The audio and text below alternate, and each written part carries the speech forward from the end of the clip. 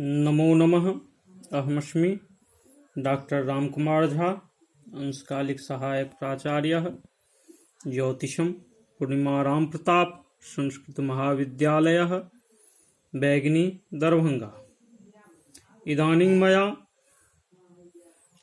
प्रकारान्तरेण तात्कालिकं अयनांश साधनं विवेच्यते। विषयोऽयं जनपत्र दीपक ग्रंथे सम्यग् रूपेण वर्णितः उपलभ्यते। तथा हि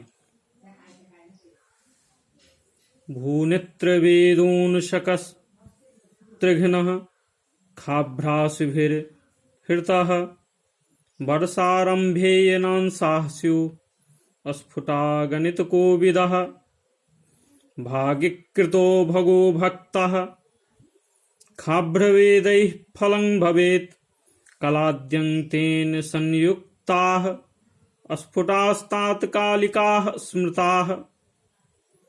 अर्थात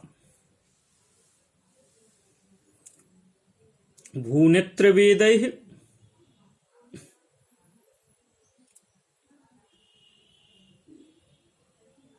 एकविंशत्यधिक सच्चतुष्टयेन ऊनः रहितः शकः वर्तमान शकाब्दः त्रिघ्नः त्रिभिः गुणितः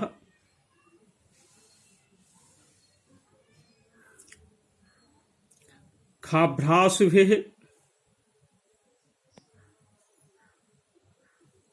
शतद्वयेन हृतः विभाजितः फलं वर्षारम्भे स्फुटाः अयनांसाः स्युः। अथ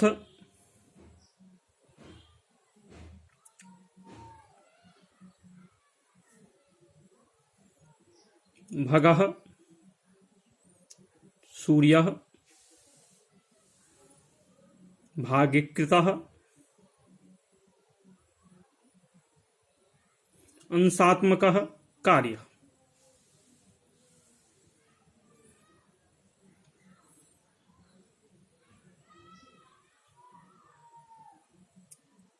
ततः अंशात्मकः सूर्यः खाभ्रवेदैः सच्चतुष्टयेन भक्तः विभाजितः फलं यत् कलाद्यं तेन फलेन संयुक्ताः वर्षारंभकालिकाः अयनांसाः तात्कालिकाः स्फुटाः अयनांसाः भवन्ति। अर्थात वर्तमान शकाब्द में 421 को घटाकर 3 से गुना कर 200 से भाग देने पर जो फल प्राप्त होता है वह वर्षारंभकालिक अयनांश होता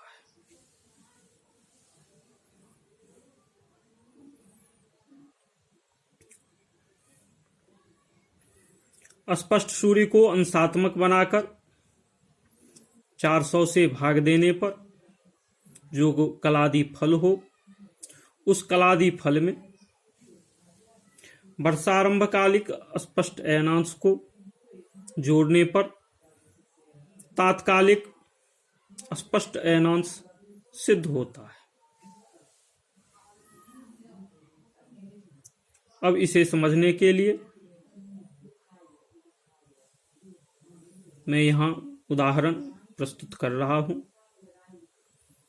इस उदाहरण को प्रियांशु छात्रगण ध्यानपूर्वक सुने।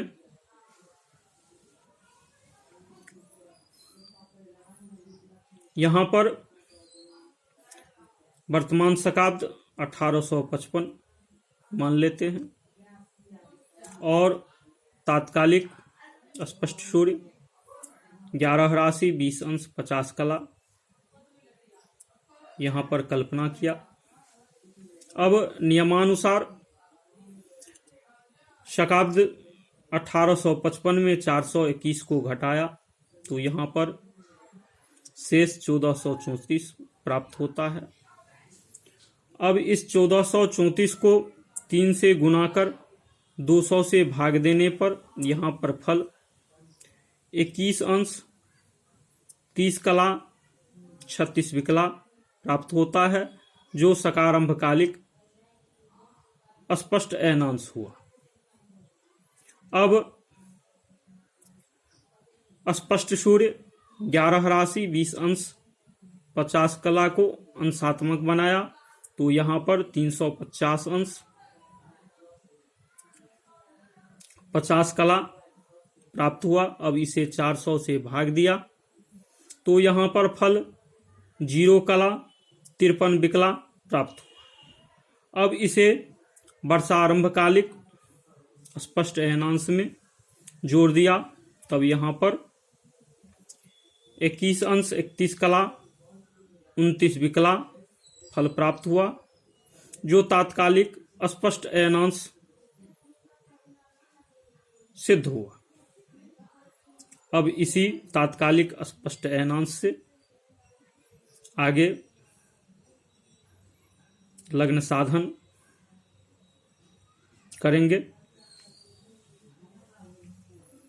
जिसे हम अगली कक्षा में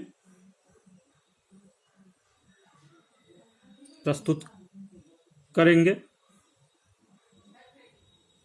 इत्यलमिति शम।